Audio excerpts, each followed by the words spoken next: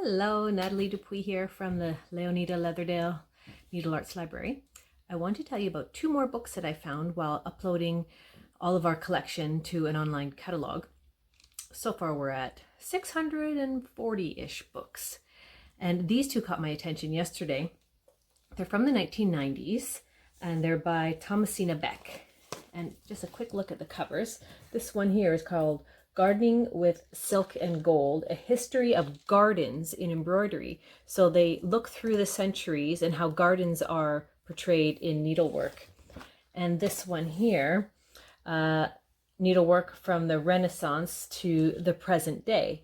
And it just looks at how embroidery has evolved through these phases, but really interesting pictures and lots of text to read. So let's do a quick peek.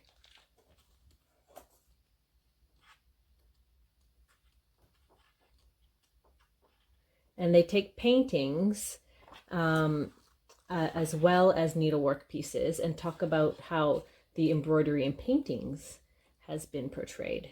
It's really a gorgeous kind of historical book that I think a lot of readers would enjoy.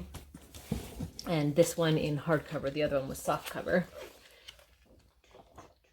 So kind of same idea, but this one with a focus on embroidery in gardens. I had never seen this book before, opening the collection of books in our general embroidery section. So I recommend those